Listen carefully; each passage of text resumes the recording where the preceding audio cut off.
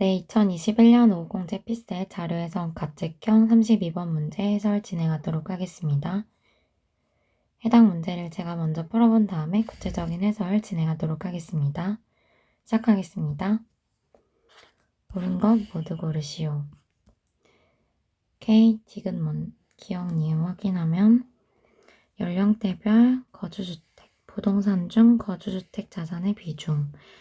그러면 이건데 여기서 70 안 되네.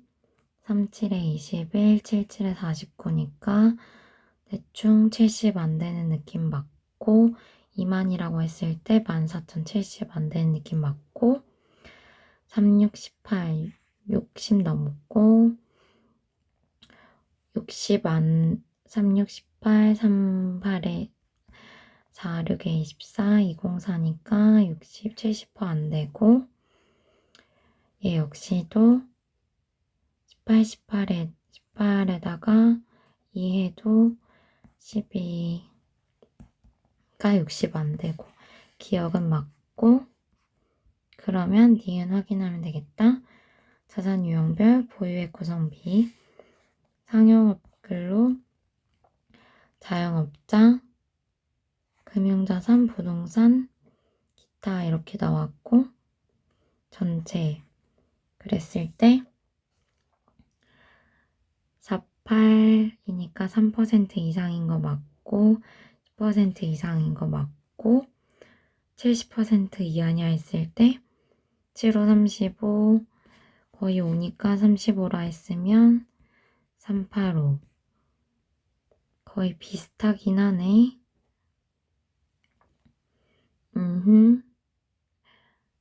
35, 50이라고 생각했을 때 좀 깎이고 많이 깎이니까 대충 맞겠다. 니은도 맞고 5번.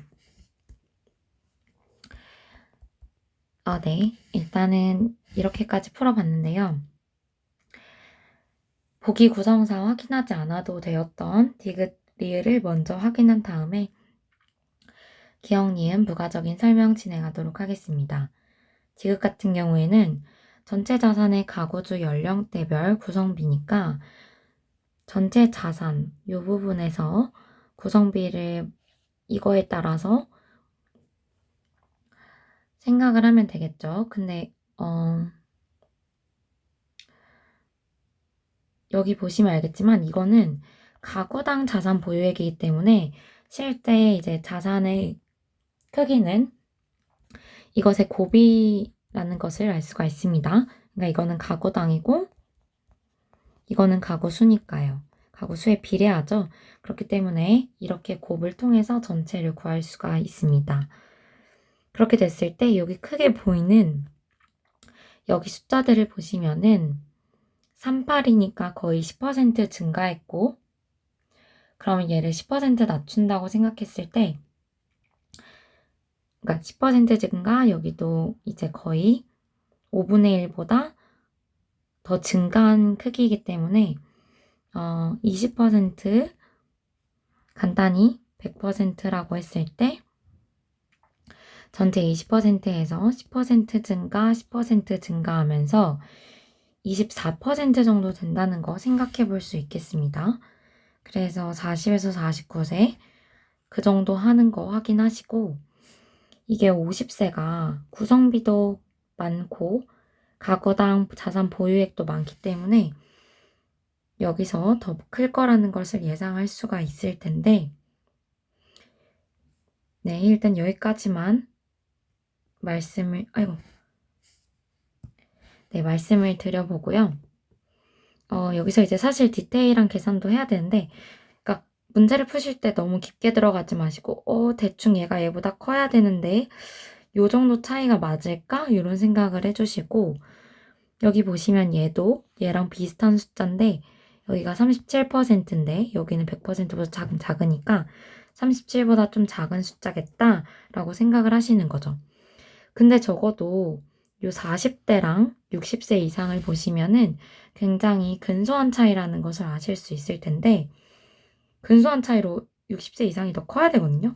근데 그런 구성비를 보유하고 있지 않으니까 디귿은 아니라고 생각을 하실 수가 있겠죠. 여기가 너무 작으니까 조금 확대해서 볼게요. 지금 여기 보시면 여기를 다시 한번 보면서 설명을 할게요. 이미 이 부분에서 이해를 하신 분들은 이제 시간을 좀 넘기셔서 보셔도 됩니다. 좀 작았을 것 같아서 다시 볼게요. 이것은 전체 가구당 자산 보유액이고 이것은 가구의 구성비입니다. 그러니까 가구 수인 거고 정확히 말하면 전체 가구 수에서 그 해당 연령대를 곱한 거죠. 그게 그 연령대의 가구 수고요. 그 다음에 여기는 연령대 가구당 자산 보유액이니까 이 연령대 가구 수를 제외하면서 연령대 자산만 남게 되는 거거든요. 그래서 지금 여기에 있는 곱들로 우리가 비중을 구해야 합니다. 그랬을 때 이게 전체가 되고요. 이것들이 부분이 되는데 출제자의 의도가 어느 정도 숨어 있습니다. 여기 보시면 제일 눈에 띄는 게 이 숫자인데요. 가장 비슷하죠. 그러니까 여기서 아주 조금 감소하기 때문에 가구의 비중은 뭐 90 몇 % 정도 되겠죠. 근데 여기 보시면 37.7%예요. 그러면 여기서 줄어드는 어떤 지금 한 뭐 10일 정도라고 했을 때 이게 4액에 대해서는 한 3% 정도밖에 안 되죠. 그래서 3% 정도 감소한 거니까 이게 97%인데 97%를 여기다가 곱한다고 하더라도 거의 35% 이상이 되어야 할 거예요.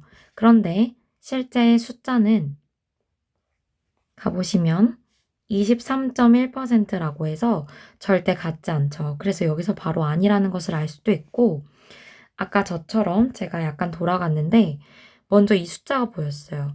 여기서 38을 더했기 때문에 대충 10%보다 작은 수만큼 증가를 했거나 22%구나 했을 때 10% 정도를 여기다 더해준다고 생각하면 25% 정도지 않을까라고 생각을 해주면서 확인을 했는데 25% 정도가 맞았죠. 디테일한 점수는 너무 생각하지 마세요. 그런 걸로 틀리게 안 되니까요.